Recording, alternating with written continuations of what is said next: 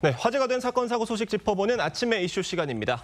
네, 최진영 변호사, 조윤삼 변호사와 함께 자세한 이야기 나눠보도록 하겠습니다. 안녕하십니까? 네, 안녕하십니까?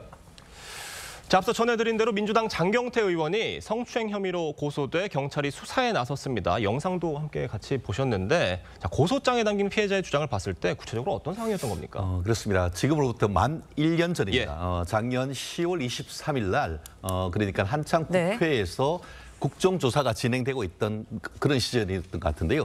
여의도에 있는 한 그 식당에서 저녁에 같은 회식을 하고 있었던 것 같은데요.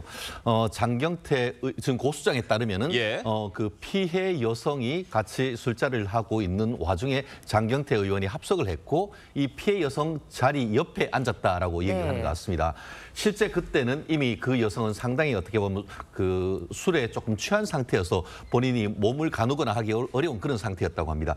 그런 상태에서 지금 장경태 의원이 옆자리에 앉아서 그 피해 여성을 추행을 했다라고 하는데 마침 그 자리에 그 이 피해 여성의 남자친구다라고 하는 사람이 그 자리를 목격을 하고 동영상을 찍은 것이 그 TV조선을 통해서 지금 확인된 것 아니겠습니까? 네. 결국 지금 그 형법 299조에 따르면은 심신상실 또는 한거불능 상태를 이용하여 사람을 추행한 경우에는 10년 이하의 징역 또는 1,500만 원 이하의 벌금에 처하도록 돼 있었는데 이에 대해서 지금 형사 고소를 했고 다만 이에 대해서 장경태 의원 같은 경우에는 전혀 사실이 무근이다라고 하면서 강력히 반발하는 그런 상황인 것 같습니다. 네, 장경태 의원은 전혀 사실이 아니라면서 성추행 의혹 강력하게 부인하고 있습니다. 목소리 직접 들어보시겠습니다.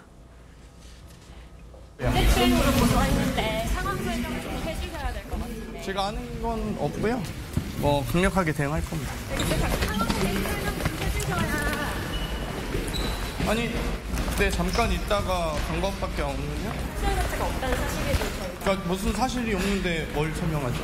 당시 좀 어떤 상황이었는지 좀 설명해 주시면. 그냥 자리가 있었고 저는 잠깐 늦게 가서 바로 온 것밖에 없어요. 네, 장경태 의원은 법적 조치까지 포함한 강력한 대응을 예고하기도 했는데요. 당시 상황에 대해서 장 의원 측이 어떻게 주장을 하고 있는 건가요? 장경태 의원 입장에서 이 사실 자체가 존재하지 않는다는 입장이기도 하죠. 그런 그 강제추행 행위가 없었다라는 입장이기도 하고요. 여기에 대해서 법적인 조치를 취하겠다고 밝히지 않았겠습니까? 이런 보통 성범죄와 관련해서는 보통 진술이 사실이 아니거나 고소가 잘못되었을 경우에는 무고죄로 처벌되는 경우가 왕왕 있습니다. 아마 그런 경우를 염두에 두고 적극적인 대응을 할 것으로 보여지고요. 당시 장경태 의원 입장에서는 다른 술자리에 있다가 이석을 한 자리였다고 합니다. 그 이석을 한 자리에서 여러 비서관들, 보좌진들이 있는 자리였고요. 함께 술자리가 있었을 뿐이다라는 것이고 그 당시에 그 해당 피해를 주장하는 여성의 남자친구도 현장에 왔다고 하지 않겠습니까? 여러 가지 측면에서 그러한 강제추행이 발생할 가능성이 없는 상황이었다라는 것이 장경태 의원의 입장이고 그 부분에 대해서는 아마 향후에 있을 수사 과정에서 밝혀지지 않을까 싶습니다.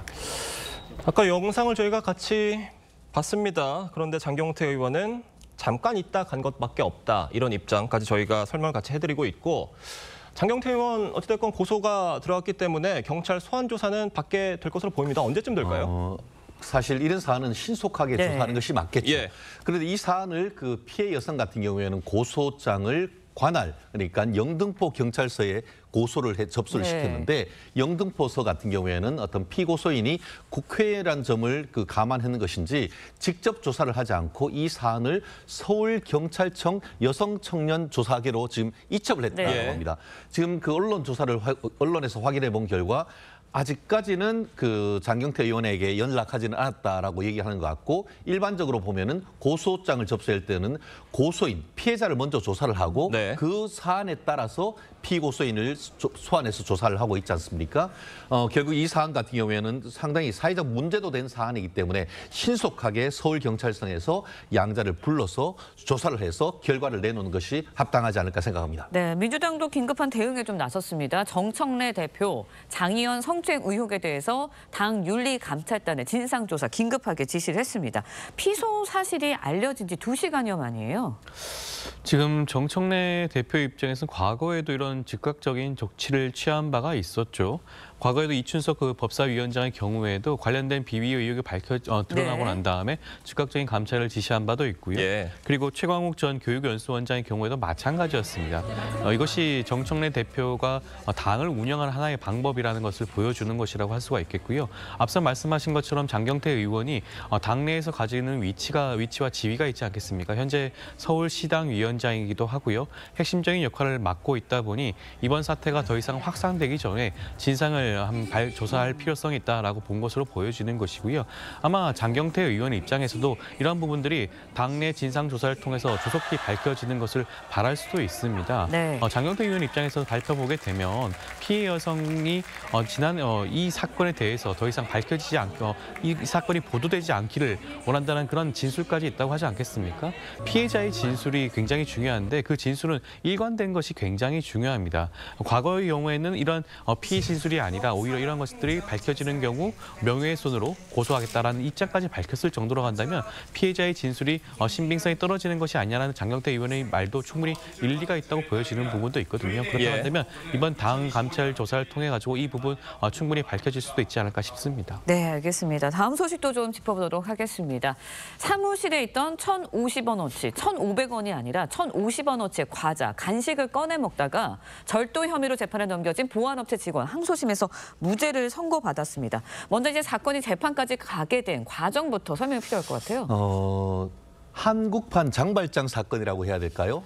사실 이 사안 같은 경우에는 작년 1월 달 새벽 4시에 전북 완주에 있는 한 물류회사 2층 그 냉장고, 사무실 냉장고에서 직원이 아니고 외주 업체인 보안업체 직원이 아까 말씀하신 것처럼 초코파이 1개, 카스타드 1개 합쳐서 1,050원 상당을 이제 꺼내서 새벽에 배고픔에 먹었던 그런 사건인데 그 당시 그 물류회사 소장이 방범 카메라 CCTV를 봤더니만 우리 회사 직원이 아닌 사람이 먹네 하면서 이 사안을 고소했던 사건입니다. 그런데 검찰에서 조사해본 결과 피해 금액이 경미하다라는 이유로 해서 벌금으로 구약식 50만 원을 했었고 법원에서도 그렇게 결정을 했습니다만 피의자 같은 경우, 피고인 같은 경우에는 아니 이것이 평소 때 많은 사람들이 드나들고 물류회사 직원들 같은 경우에는 이거 간식 먹어도 된다 이렇게 했기 때문에 나도 먹은 것인데 억울하다라고 하면서 정식 재판을 청구를 했는데요. 1심에서는 사실 벌금액이 선고됐지만 이에 대해서 계속 무죄를 다투었던 그런 사건이었습니다. 어떻게 2심에서 뒤집힌 겁니까? 항소심 재판부는 원심 재판과의 판단이 달랐던 부분이 그 절도죄라는 것이 고의범입니다. 모든 형사 범죄가 그렇긴 하지만 그런 고의가 없었다라고 본 것이죠. 지금 관련된 같은 직원들 39명이 진술서를 제출을 했습니다. 어떻게 보면 본인들도 절도죄의 처벌의 위험성을 감수하면서까지 본인들도 그렇게까지 간식을 먹었다라는 진술서를 제출했거든요. 그렇다고 한다면 이것은 어떻게 보면 관행적으로 그렇게 해왔던 것이다. 그렇다고 한다면 그 당시 피고인 입장에서는 충분히 이런 것에 대한 착오가 있을 수 있었다. 그렇다고 한다면 범죄의 고의가 없었던 것이 아니냐라는 것이 항소심 재판부의 판단으로 보여집니다. 네, 항소심에서 무죄가 결정이 됐어요. 그래서 검찰이 이제 검토한 다음에 상고 여부 결정하겠다고 했습니다. 대법원까지 이 사건이 갈 수 있어요? 어떻게 보세요? 그럴 가능성도 없지는 않습니다. 사실 절도죄라는 것이 최근에 무인 점포 이런 부분도 굉장히 많이 문제가 되고 있기 때문에 더더욱 문제가 되는 것 같은데요. 다만 이런 사안 같은 경우에는 직원은 아니지만 과연 그것이 임의적으로 관련 오는 사람들한테 먹도록 그런 관행이 있었는지 그런 부분에 대한 착오가 있었는지 이런 게 법리적으로 상당히 우리가 그냥 외형적으로 보면 간단한 것 같지만 법리적으로 만만치 않은 사건이기 때문에 아마 검찰 같은 경우에는 최종적인 대법원의 판단을 받기 위해서 상고할 가능성도 있습니다만 최근 우리나라에 보면은 무죄가 나오는 사건에 대해서 항소 상고하는 것을 최대한 자제하자라는 그런 사회적 흐름도 있기 때문에 과연 상고할지는 끝까지 한번 지켜봐야 될 것 같습니다. 알겠습니다. 오늘 두 분 말씀은 여기까지 듣겠습니다. 감사합니다. 고맙습니다.